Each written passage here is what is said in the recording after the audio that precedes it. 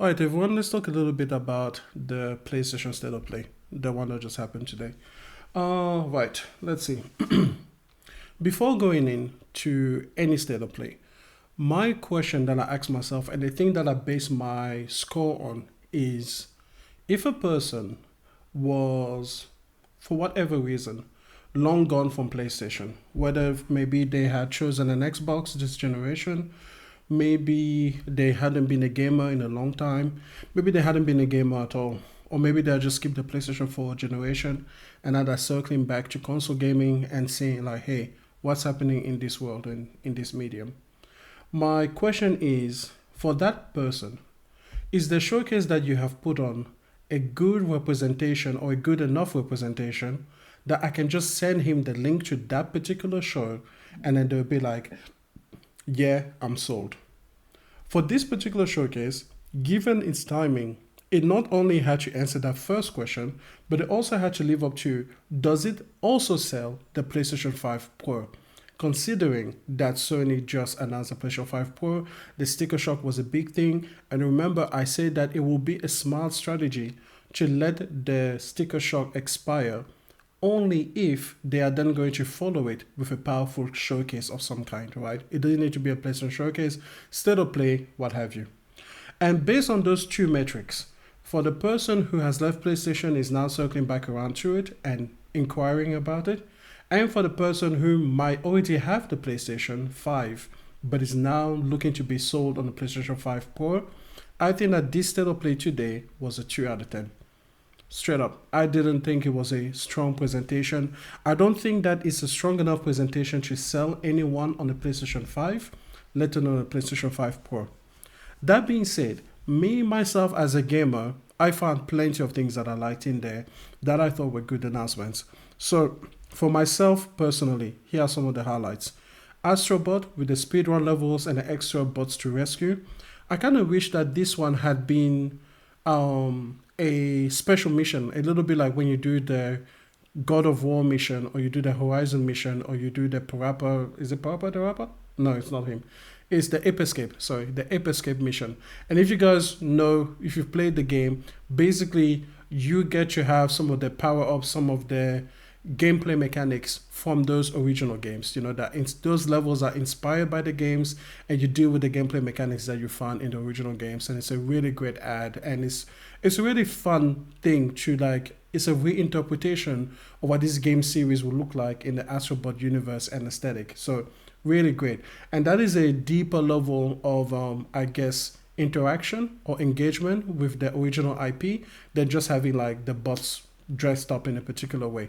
So it could be that that's what we're going to get, but from this showcase, that's not the impression that I received. So that would have been a good thing. Another highlight for me was sorry, I'm just gonna go through a whole lot of things I didn't like over here.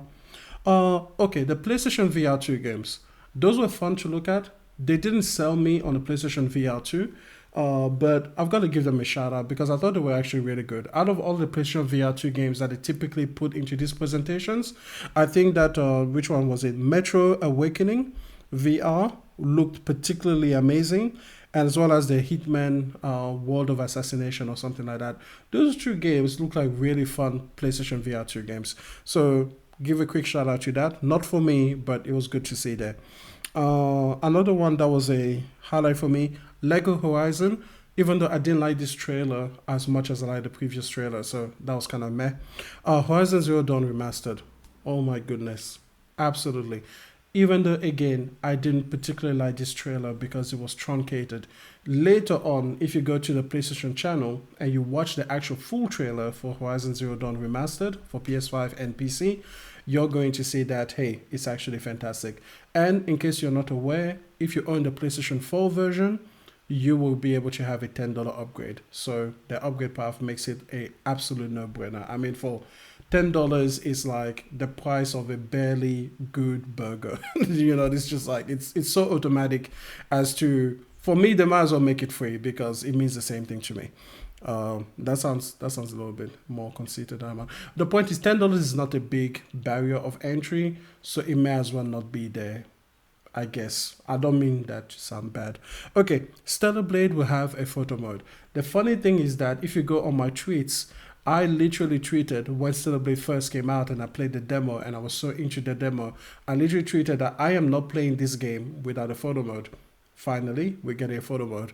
And oh my god, there will be a Nier Automata mission. Because again, if you've been with me for a long time, you know that I used to call Stellar Blade Stellar Nier.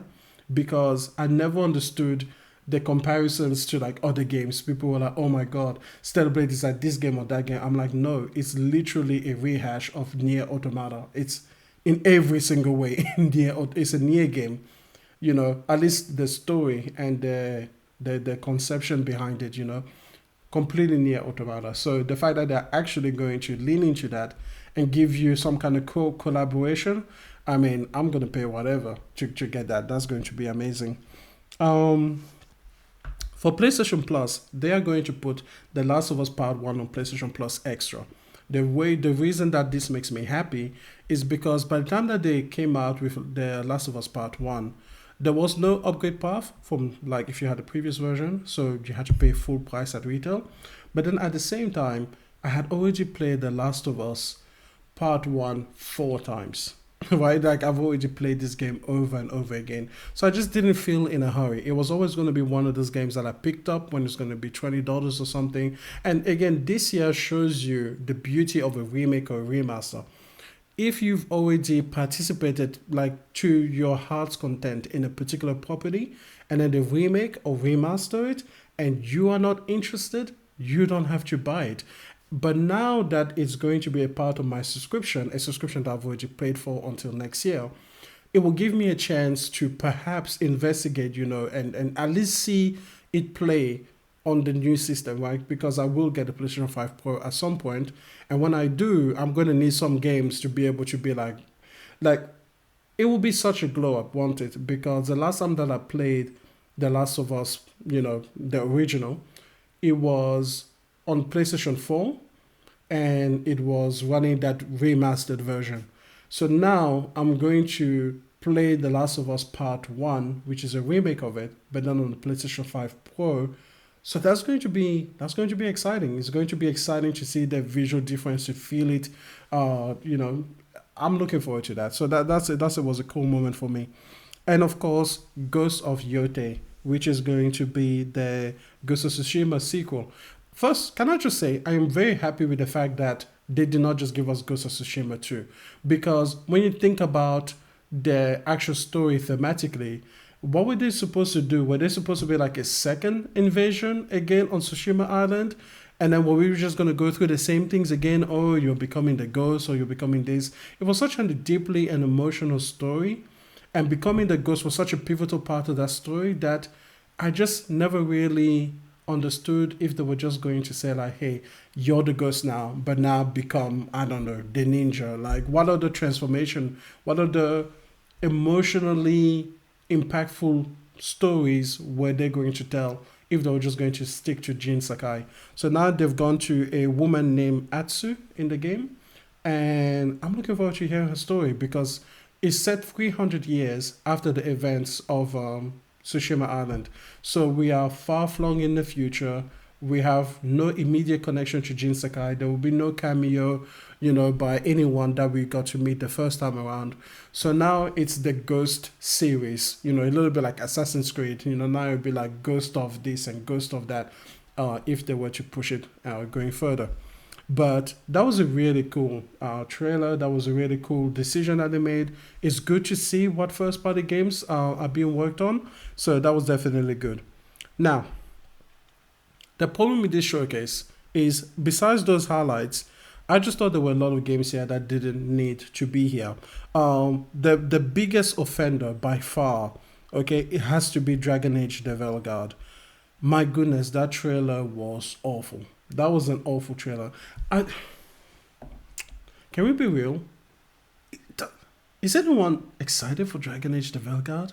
Like, the art style completely took me out of the room. Like, just complete the art style alone. Like, every time I hear people say like, oh, you know, the characters are good, it's Bioware level writing, blah blah blah. I just look at the art style and I just nope out. I'm sorry, Dragon Age is supposed to be a dark fantasy.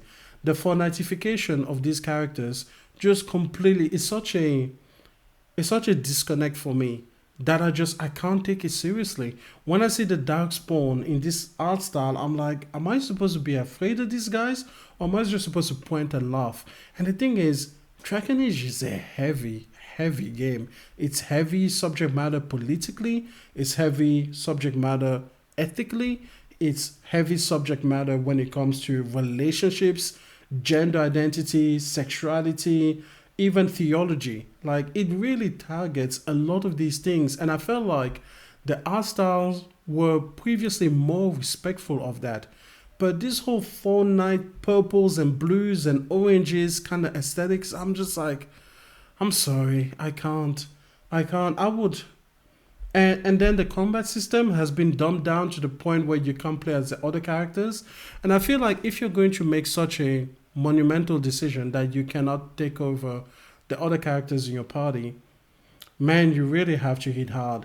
And when I see that control wheel that they bring up, I'm just like, I am, I'm so not into it.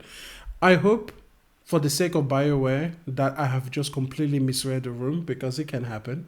And a lot of people are excited about playing Dragon Age the Velguard, but honestly, I feel like more people were excited about Star Wars Outlaws than the like. This trailer made me feel like this is kind of a Deathloop moment where it's like the companies are showing you this game over and over and over and over again and really like begging for you to like it, but you just really don't. You're just not interested.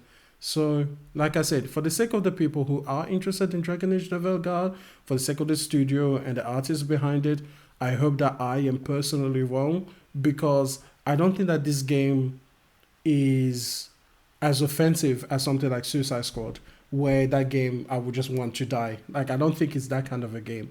But still, I just don't see the appeal in it, and I laid all on the art style. I think that this year, 2024, shows just how much art style matters, because Concord, I think, was killed by its art style because it couldn't be killed by its mechanics. Its mechanics were solid, so it wasn't that. It's literally the art style that people didn't resonate with, and I'm sensing that same disconnect, but even more so with Dragon Age: The Veilguard, considering the fact that Concord was a one-off, first time in a series, whatever, right? It could land or it could flop, and it definitely flopped. But with Dragon Age, there's history there. I played Dragon Age Origins. I played Dragon Age 2. I played Inquisition. In fact, Inquisition is my longest, in terms of hours played, single player game. I think I've got like 381 hours or something in that game. That's by far the longest single player game I've ever played. And I absolutely love Inquisition. So yeah, I don't know. This one's very disappointing. So I didn't think that trailer should have been there, and also it wasn't a good trailer. That is also the thing that is the worst about it. It wasn't a good trailer. It would have been good if it was. Sorry, I'm getting a call. It would have been good if it was actually a good trailer, but the way that they did the boss fight and it was just split up and cut up and everything, that was disappointing. Other things I didn't think should have been there. Alan Wake 2, The Lake House. Not that it shouldn't have been there, they should have just shown more about it. It's one of those very.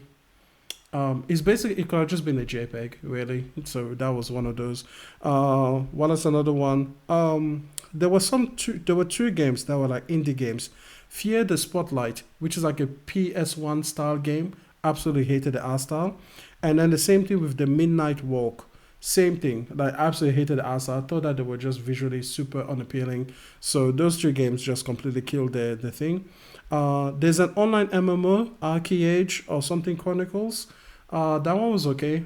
But it was again another one that I just felt went on for too long, because I'm sorry, but when I see online MMO gameplay, I just never really believe it. I'm just like, okay, but then what are you going to do when you actually play it and you're looking up some kind of isometric view and a bunch of spikes down there and they're having all of that fun and you're like, that looks nothing like the trailer.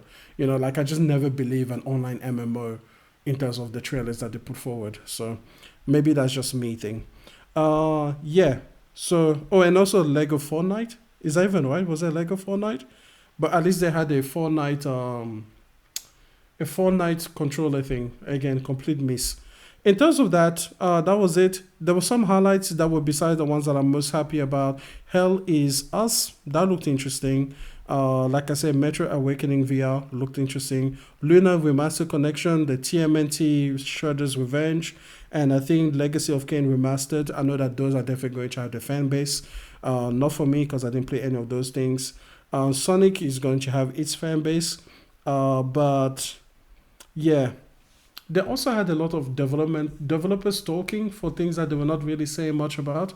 Monster Hunter Wilds also had an extended trailer that I didn't think was necessary. So I just felt like the pace and the momentum was just completely bogged down, and it was just so up and down, but mostly mid stuff. 2 out of 10, man. This showcase was a 2 out of 10. There was some good announcement here for me personally as a gamer, and at the end of the day, that is what I'm looking for. I'm not sorry that I didn't tune in, but I'm not going to pretend that this was somehow an 8 out of 10 showcase, man. I'm sorry, I just don't feel like it was. So let's talk moving forward. What do I want PlayStation to do moving forward? Well, number one, I am still glad of the fact that we are finding out about Ghost of Yote this year. It's supposed to come out next year. So let's say it comes out in November next year. That will still be comfortably within the 18-month window that I prefer. So I'm happy with that. I don't need them to announce games that are 2 or 3 years out. That's not what I'm looking for. But I do need them to actually convey relevant information during the showcase. For example, with Horizon Zero Dawn Remastered, there is a full trailer that they released after the fact, and then there is the trailer that they cut up for the state of play. And I don't understand why you call up the trailer for the state of play. This is your platform. It is not costing you like so much extra money to just add an extra 10 minutes to the runtime. So I know you don't want to like bog things down by just like staying on the trailer for too long, but then you did that for Monster Hunter Wilds and you did that for Dragon Age the Veilguard. So why can't you do it for your own property? Another thing with the PlayStation 5 Pro is that they came up with this matter of fact, let me show you. They came up with this. Let's see over here. Again, give me 1 second. Rather than seeing infinite versions of me. So here is a blog post article over here. Let me just kind of zoom in so that you guys can actually read. And over here are some of the details from certain teams. In Polyphony Digital, right? You can going to have 4K with ray tracing, okay? Which is going to be good. But then a big highlight here is that Gran Turismo will feature experimental support for 8K 60 FPS output. Why isn't this detailed during the highlight reel that they had for the PlayStation 5 Pro? Why isn't that a moment where we can see what that looks like? Put this information during the show is what I think. With Gorilla, over here they talk a little bit about how Horizon Forbidden West is going to get quality mode, but at basically double the frame rate. Okay, again, show us a side by side.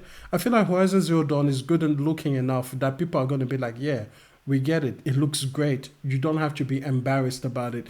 Seeing the PlayStation 5 Pro version isn't going to make the PlayStation 5 version look bad.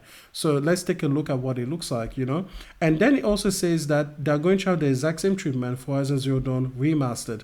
And again, this is pertinent information. I want you to know this thing because as I'm considering a PlayStation 5 Pro purchase, it will be good to know games, old and new, which are going to be able to take advantage of the new box, So yeah, that would have been a good information. With Naughty Dog, they are basically going to say that they are going to maintain. So over here, what they're saying is that a new PlayStation 5 Pro specific mode, right? Rendering 1440p, upscale to 4K with PSSR. And then this mode will have the 60 frames per second target. And this will happen for both The Last of Us Part 1, which they say up here, and then The Last of Us Part 2 Remastered. Again, pertinent information. Put that in the showcase. You literally had a sizzle reel about this, but you didn't say anything. I have to come to the PlayStation blog to get the full information. That's kind of annoying. Insomniac, of course, they've decided to go full bore, right? Because they are Insomniacs. They have all 4 games. They're going to have Miles Morales, Spider-Man Remastered, first of all. So Marvel Spider-Man Remastered, Marvel Spider-Man Miles Morales, Ratchet and Clank Rift Apart, and Spider-Man 2 will receive the new Performance Pro mode, and they will now default to that if you have that thing. And you're going to get the 4K with ray tracing features, okay, at 60 frames per second. Again, great. Let's go like show these things. Like it would have been, you don't have to do it for every single game that they listed there, but it would have been nice to see. Avalanche Software, they are the ones that what did they do? WB, I forget exactly which game they just did. Oh, Hogwarts Legacy. There it is. You know, they're going to get a PlayStation 5 Pro version. Again, we knew about this one from the last presentation, but give more details, you know, including the details made over here. Capcom is going to show up with some games, Resident Evil Village. Electronic Arts, in case you are interested in Dragon Age The Vanguard, it will have a PlayStation 5 Pro mode. And it tells you over here that, you know, you're basically going to have 60 FPS performance modes, which is, again, good to see. And it talks to you a little bit like... we've enabled, ray trace ambient occlusion, whatever that is, in the 60 frames per second performance mode. So again, that's another thing that they've done that they didn't do on the base version. So on and so forth, right? You have Koei Tecmo, you have Konami, you have Nexon Games, you have Remedy Games, you have Shift Up, you have Square Enix, you have Ubisoft. All of these people are detailing some of the differences that they've put for the PlayStation 5 Pro Enhanced label. And it would have been good to see maybe 5 of these explicitly stated during the show. Let's see. Then we have Ghosts of Yotei. And over here, I hope I'm saying that right, by the way. Over here with Ghost, even during the announcement trailer, it is still being shown on the PlayStation 5 base model. Why isn't it being shown on the PlayStation 5 Pro? Like, again, I think it should have been shown there, and I think that they should have talked about some of the settings and things that we could look forward to if we specifically have the Pro. But otherwise, the game looks great. So, yeah, this is a little bit of a rundown of everything that they announced. You know, Horizon, of course, is a thing. More Horizon with Lego Horizon Adventures.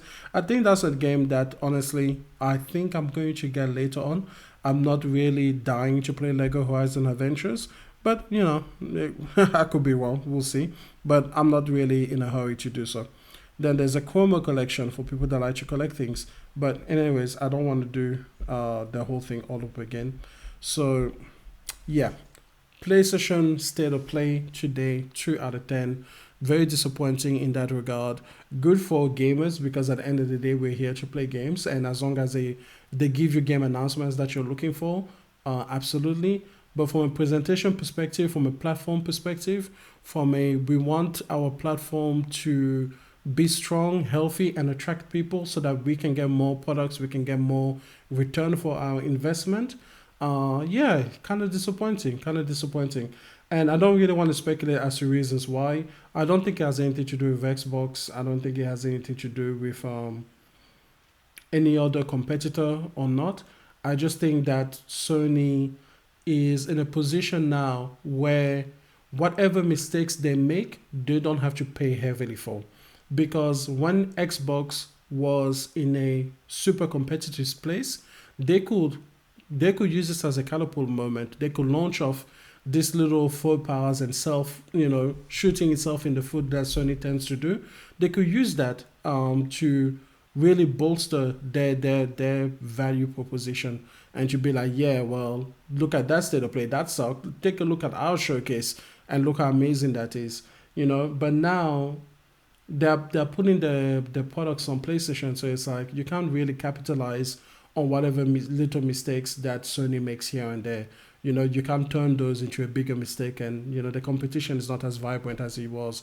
So while I don't think that the lack of Xbox competition caused this mistake, I do think that the lack of Xbox competition makes these mistakes more likely to happen in the future because they don't hurt Sony as much as they could have, which I think is a shame.